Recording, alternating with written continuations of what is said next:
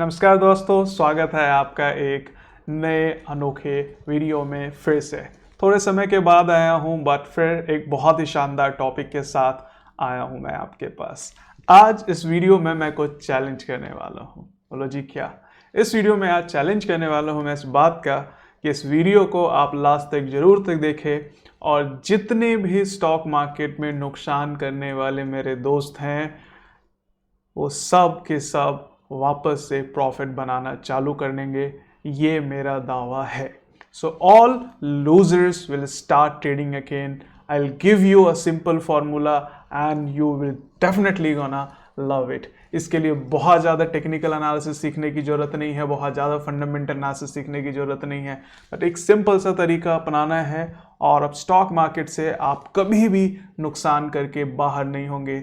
ये पूरी संभावना है कि आप जो है नुकसान नहीं करेंगे। देखिए, लोग कहते हैं कि 95% लोग स्टॉक मार्केट से नुकसान करके बाहर हो जाते हैं। क्यों नुकसान करके बाहर हो जाते हैं? आज सिर्फ उसी चीज़ को मैं करेक्ट कर दूंगा और आप कभी नुकसान करके बाहर नहीं होंगे। आप इस मार्केट से हमेशा पैसा बनाते रहेंगे, आपकी पूंजी बनी रहेगी, आपने जो इन्वेस्टमेंट किया है आप कभी दुखी नहीं होंगे। और मेरा दावा है जिन्होंने भी अपने ट्रेडिंग अकाउंट क्लोज कर दिए हैं वो अपना ट्रेडिंग अकाउंट दोबारा खुलवाएंगे और ट्रेडिंग चालू कर देंगे। ठीक है, तो इस वीडियो को लास्ट तक जरूर देखिएगा, तभी आपको सारा फॉर्मूला समझ में आएगा, सारी कैलकुलेशन समझ में आएगी। और अगर वीडियो पसंद आए तो इस चैनल को सब्सक्राइब करना दोस्तों। ट्विटर पे मुझे फॉलो कर सकते हैं, इंस्टाग्राम पे भी आप फॉलो कर सकते हैं और इस चैनल को ज्वाइन भी कर सकते हैं कुछ प्रीमियम वीडियोस के लिए। चलिए तो समझते हैं कि कैसे हम लोग ऐसा कर सकते हैं कि कभी नुकसान ना करें मार्केट से। इसके लिए बहुत ज़्यादा जरूरी है position sizing. Position sizing is the right quantity which you should buy. इसका मतलब क्या हुआ कि आपको एक सही क्वांटिटी बाय करनी है जो कि आपको फायदा दिलवाएगी और आपको नुकसान नहीं करवाएगी। इस चीज का ध्यान में रखते हुए कि मेरी रिस्क लेने की क्षमता क्या है। अगर आपकी रिस्क लेने की क्षमता से बाहर आप इन्वेस्टिंग करेंगे, ट्रेडिंग करेंगे, चाहे फ्यूचर में, चाहे ऑप्शंस में, शेयर्स में, इंट्राडे में, आप जाएंगे ही जाएंगे। तो पहले आपको यह पता करना पड़ेगा कि मेरी रिस्क लेने की क्षमता क्या है, मेरी रिस्क टेकिंग कैपेसिटी क्या है। ठीक है, उसके बाद आप डिसाइड करेंगे कैसे पोजीशन साइज बनानी है। ध्यान रखिएगा, स्टॉक मार्केट T20 मैच की तरह नहीं है। ये मैंने कई बार बोला है कि आप मैदान में उतरे और चौका छक्का लगाना चालू कर दिया और 10 बॉल के बाद आउट हो गए 100 रन बना के। ये टेस्ट क्रिकेट की तरह है। आपको नाबाद पारी खेलनी है, अनडिक्लेयर्ड, आउट नहीं होना है, 500 रन बनाने, 3 दिन तक खेलते रहेंगे। So that is stock market. तो लोग अक्सर मेरे को बोलते हैं यार ट्रेडिंग करी 6 महीने में, 3 महीने में बाहर हो गए ट्रेडिंग करके, नुकसान कर करके। अरे आप कूदते ही थे यार T20 खेलने के लिए, तो आप नुकसान करके जाओगे ना। आप पहले से पैकिंग करके आए थे कि भैया हमें तो वापस जाना है अपने घर लौट के ना। मैं इस चीज पे रोक लगाना चाहता हूं। तो जितने भी पुराने ट्रेडर बंधु हैं जिन्होंने ट्रेडिंग करके मार्केट अपना अकाउंट बंद कर दिया, या वो ट्रेडर जो अभी स्टार्ट कर रहे हैं, वो प्लीज इस चीज को, सलाह को ध्यान से देखें, समझें। ठीक है, अब पहले तो आपको यह असेस करना है कि आप अपना डेली रिस्क जो है आपका वो कितना है। ठीक है, उसके बाद हम डिसाइड करेंगे कि कैसे पोजीशन साइज क्रिएट करेंगे। चलिए कैसे कैलकुलेट करें। लेट्स सपोज आपकी मंथली इनकम जो है 50,000 रुपये है। ठीक है, और आपकी सेविंग्स जो है इसमें से 10,000 रुपये है, यानी कि 50,000 में से लगभग 20% आप हर महीने सेव कर लेते हैं, बचा लेते हैं। अब उस सेविंग का क्या करेंगे? उस सेविंग को आप इन्वेस्ट करेंगे या ट्रेड करेंगे। तो कुछ पैसा हो सकता है कि आप फिक्स डिपॉजिट करें, कुछ पैसा हो सकता है इंश्योरेंस में डालें, कुछ पैसा हो सकता है आप गोल्ड में डालें, और कुछ पैसा आपने इकट्ठा किया हो शेयर ट्रेडिंग के लिए। तो मान लेते हैं कि इस 10,000 में से तकरीबन जो है 6,000 रुपया आप शेयर ट्रेडिंग या इन्वेस्टिंग के लिए निकालते हैं। 4,000 रुपये आप FD कर देते हैं या गोल्ड खरीद लेते हैं या कुछ अलग लॉन्ग टर्म इन्वेस्टमेंट के लिए, प्रॉपर्टी के लिए आप उसको जमा करते जाते हैं। ठीक है, तो शेयर ट्रेडिंग करके कमाएंगे तो सेविंग्स में और डालेंगे लॉन्ग टर्म इन्वेस्टमेंट के लिए। तो शेयर ट्रेडिंग जो है उसके लिए आप कुछ फंड अलग से करते हैं। तो यानी कि हर महीने, आप ध्यान से सुनिएगा मेरी बात, हर महीने इस 50,000 की इनकम में से 6,000 रुपया आप शेयर ट्रेडिंग के लिए निकाल सकते हैं। Now this is your monthly risk limit. बोला इसको मैंने मंथली रिस्क लिमिट क्यों बोला? देखो, मेरी एक सेकेंडरी इनकम है, यानी कि मैं जॉब करता हूँ, उससे मेरे को 6,000 रुपये हर महीने में स्टॉक मार्केट के लिए बचा लेता हूँ। तो अगर ट्रेडिंग में मेरे को नुकसान भी हो गया तो अगले महीने फिर से मैं टॉप अप कर दूंगा। इससे क्या होगा, ठीक है, मेरा कैपिटल इंटैक्ट रहेगा और मेरी जो ट्रेडिंग होगी उससे मेरा वेल्थ क्रिएट होता जाएगा। अगर 6,000 रुपये नहीं बचा सकते, आप 3,000 बचा सकते हैं तो 3,000 से ही। अब बंधु, एक चीज़ और ध्यान देने वाली बात है। बोला जी क्या बंधु? देखो, हर आदमी को जो शेयर ट्रेडिंग करता है उसको एक सेकेंडरी इनकम चाहिए, ठीक है।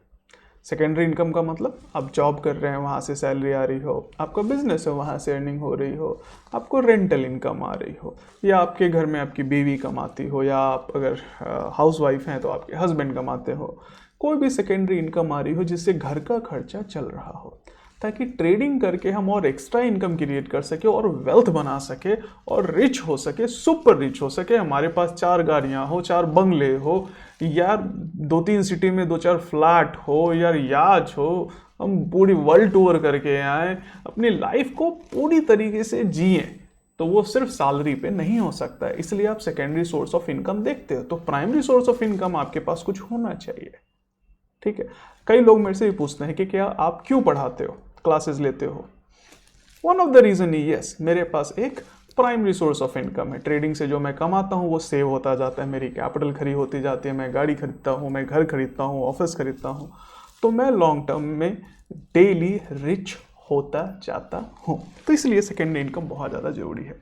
चलिए, तो आपको ये समझ में आ गया कि आपके पास एक मंथली, हर महीने आप स्टॉक मार्केट के लिए अलग से निकाल सकते हैं। अब ये वो अमाउंट है, ध्यान रखिएगा, जिसका नुकसान होने से आपके घर के डेली खर्चों पे कोई फर्क नहीं पड़ रहा है। तो जिस पैसे के डूब जाने से, नुकसान हो जाने से, रोड पे गिर जाने से आपके माथे पे एक सिकन की लाइन नहीं आती है, वो आपकी रिस्क लेस कैपिटल है और वो आपकी मंथली रिस्क लिमिट है, ठीक है। तो ये आपको पता करना पड़ेगा। Once you have the monthly risk limit, अब आपको ये भी डिसाइड करना पड़ेगा कि आपका कोई भी ट्रेडिंग में लॉस अपनी टोटल कैपिटल के 2% से ज़्यादा नहीं होना चाहिए। समझ रहे हैं बात को आप मेरे? यानी कि टोटल जितनी पूंजी है, मान लेते हैं आपने साल भर में, 2 साल में 1 लाख रुपया शेयर ट्रेडिंग के लिए जमा किया। अब आपने कोई ट्रेड करी, तो एक ट्रेड में आपका नुकसान टोटल पूंजी के 2% से ज़्यादा नहीं होना चाहिए। कई लोग हमें सजेस्ट करते हैं कि सर जो ट्रेडिंग करता हूं ना, उसमें 2% से बड़ा स्टॉप लॉस नहीं होना चाहिए, यानी कि 1,000 रुपये का शेयर खरीदा, 2% नीचे उसका स्टॉप लॉस होना चाहिए, उससे ज़्यादा नहीं होना चाहिए। अगर उससे बड़ा स्टॉप लॉस है तो हम वो शेयर ट्रेड नहीं करेंगे, हम दूसरा करेंगे। भाई साहब, ये बेवकूफ़ी है। मतलब ये अच्छा जी, क्योंकि बहुत सारे ऐसे टेक्निकल एनालिस्ट है जो लिटरली मीनिंग लेते हैं और वो समझते नहीं चीज़ों को, लोगों को सलाह देते हैं, लोग भी पढ़ लेते हैं और अपना ट्रेड प्लान नहीं कर पाते और उनको कुछ रिटर्न नहीं निकलता है। अब बोलोगे सर आप तो बड़े 30 मार खा हो, हैं, आपको ज़्यादा पता है। बोले ठीक है, नहीं है मेरे को पता, मत मानो मेरी बात, कुछ नहीं जाता। वीडियो को सुनो, ध्यान से समझो, देखो, ठीक है, आपको अक्ल खुल जाएगी कि क्या सही है, कि 100 पे खरीदी या 98 पे स्टॉप लॉस लगाना चाहिए, या एक्चुअल में स्टॉप लॉस का मीनिंग क्वांटिटी का कुछ और है, कि 1 से 2% हम क्यों कहते हैं टोटल ट्रेडिंग का, इन्वेस्टमेंट का एक ट्रेड में नहीं खत्म होना चाहिए। देखिए, one of the reason is, अगर आप 1 लाख रुपए लगा रहे हो, 2% आपका स्टॉप लॉस है एक ट्रेड में, कोई भी ट्रेड आप कर रहे हो जिसकी टोटल कैपिटल का 2% से ज़्यादा नहीं जाना चाहिए उस ट्रेड में, चाहे फ्यूचर ऑप्शंस में कर रहे हो, चाहे शेयर्स में कर रहे हो, टोटल कैपिटल का 2% से ज़्यादा नहीं होना चाहिए। तो इसका मतलब है कि पूरी पूंजी आपकी तकरीबन 60 से 70 ट्रेड में खत्म होगी। यानी कि 1 लाख का 2% नुकसान हो गया तो 98,000, 98,000 का नुकसान हो गया 2%, तो इस तरह से फिर कटता चला जाएगा। तो अगर आप देखेंगे तो तकरीबन जो है आप 80-90 ट्रेड कर पाएंगे, ठीक है। और आपकी 80-90 ट्रेड गलत हो जाए, है, सारी की सारी गलत हो जाए, ये कहाँ की पॉसिबिलिटी है? अगर ऐसा है तो सच में भाई साहब बंधु, आपकी किस्मत घोड़े की लीद से लिखी हुई है, आपका कुछ नहीं हो सकता, सच में कुछ नहीं हो सकता, ठीक है। तो किसी की ऐसी किस्मत नहीं होती कि 80-90 ट्रेड गलत हो जाए। तो पहला तो ये रूल आपको गांठ बांधना पड़ेगा, ये थंब रूल है इस चीज़ को प्रैक्टिस करने के लिए, अगर आपको स्टॉक मार्केट में टिके रहना है तो एक ट्रेड में टोटल पूंजी का 2% से ज़्यादा नुकसान नहीं होना चाहिए। आगे क्या करेंगे हम? So let's take an example. मान लेते हैं आपकी मंथली रिस्क लिमिट जो है 6,000 रुपये है, ये हमने देख लिया। और टोटल इन्वेस्टमेंट हमने जो है 1 लाख रुपये स्टॉक मार्केट में करी है, ये भी हमने देख लिया। अब हमने ये देखा कि रिस्क पर ट्रेड जो है 2% से ज़्यादा नहीं होना चाहिए। देखिए आप 1% भी रख सकते हैं, बट 2% से ज़्यादा नहीं होना चाहिए, ठीक है। तो 2,000 रुपये हो गए। तो total trade you can take is 3, यानी कि आप एक महीने में अगर चाहें तो 3 ट्रेड ले सकते हैं। 3 ट्रेड का मतलब हुआ कि 2,000 रुपये एक ट्रेड में आप नुकसान कर सकते हैं, तो इस हिसाब से आप मैक्सिमम 6,000 रुपये नुकसान कर सकते हैं एक महीने में, जो कि आपकी रिस्कलेस कैपिटल है। यानी कि रिस्कलेस कैपिटल वो हुई जिसका नुकसान होने से पूरे महीने में आपको कोई फर्क नहीं पड़ता। तो जब फर्क नहीं पड़ता तो ठीक है, ये रिस्कलेस अमाउंट है, तो अगर नुकसान होगा भी तो कोई दिक्कत नहीं है। अब इस नुकसान को मैंने 3 हिस्सों में डिवाइड कर दिया। क्यों? क्योंकि 2,000 रुपया 2% ऑफ फुल कैपिटल, ठीक जो है, उससे ज़्यादा नुकसान मेरे को एक ट्रेड में नहीं करना। तो इस हिसाब से अगर मैं 3 ट्रेड करूंगा और तीनों गलत होंगे और तीनों में 2,000 का भी नुकसान होगा, तो भी 6,000 रुपये जो है मेरे जाएंगे, उससे ज़्यादा नहीं जाएंगे एक महीने में, और जिसको मैं टॉपअप कर लूँगा अगर दिक्कत हुई तो। दूसरी बात, आप इस चीज़ को समझो कि आप महीने में 3 ट्रेड कर पा रहे हैं, जरूरी है तीनों ही गलत हो जाएंगे? है जरूरी नहीं है, इनफैक्ट नहीं होंगी, ठीक है, कि तीनों की तीनों ही ट्रेड आपकी गलत हो जाए, ठीक है। तो ये चीज़ आपको गांठ बांधनी है कि मेरा जितना भी रिस्क पर ट्रेड है उसको मैं मंथली रिस्क लिमिट को रिस्क पर ट्रेड से डिवाइड कर दूंगा। तो इससे निकल के आएगा कि एक महीने में मैं कितना ट्रेड कर सकता हूँ। अगर आपने 3 ट्रेड करी, तीनों गलत होगी, मान लेते हैं आपको 6,000 का नुकसान हो गया, तो इस बात का गांठ बांधना है कि आपको उस महीने और ट्रेड नहीं करनी है। इसको हम बोलते हैं ट्रेडिंग में डिसिप्लिन को लेके आना। तो अगर डिसिप्लिन आ जाएगा तो आप नहीं बाहर होंगे मार्केट से। अब आगे क्या करना है, चलिए एक एग्जांपल देता हूँ कि कैसे इस चीज़ को फर्दर आप टेक्निकल एनालिसिस यूज़ कर करके इन्हेंस कर सकते हैं। अब ये मैं प्रीमियम कोर्सेज में बताता हूँ, ठीक है। नॉर्मली आप चाहें तो मेरे कोर्स ज्वाइन कर सकते हैं, that will cost you around 24,000 30,000, it takes 2-3 months to complete. आप चाहें तो स्टडी पैक भी ले सकते हैं, हमारी वेबसाइट पे रिकॉर्डेड क्लासेस हैं और काफ़ी अच्छी हैं, वो भी आप देख सकते हैं। तो मैं आज वो आपको फ्री में शेयर कर रहा हूँ। चलिए समझते हैं कि क्या टेक्निक है। मान लेते हैं ना, ये चीज़ बहुत कम लोग जानते हैं, समझते हैं। इस चीज़ को अगर आप अप्लाई करते हैं सही से तो आप हर चार्ट के ऊपर ढंग से ट्रेड कर पाएंगे। सो लेट्स सपोज ये स्टेट बैंक का चार्ट है, ठीक है, मैं आपके सामने शेयर कर रहा हूँ। अब इसमें मैंने यहाँ पे सपोर्ट लाइन के नीचे स्टॉप लॉस लगाया हुआ है लगभग 173 पे, और मैंने बाई किया थोड़ा सा कंफर्मेशन के बाद, 2 कैंडल ऊपर घूम गई, उसके बाद मैंने 188 पे बाई किया। तो अगर देखा जाए तो यहाँ पे मेरा जो मंथली रिस्क लिमिट है 6,000 था, रिस्क पर ट्रेड 2,000 रुपये था, बाई 188 का था, स्टॉप लॉस 173 का था, तो लगभग 15 रुपये का स्टॉप लॉस था। 15 रुपये का मतलब है 188 रुपये लगाया, 15 रुपये नीचे स्टॉप लॉस लगाया, तो 8% का स्टॉप लॉस है।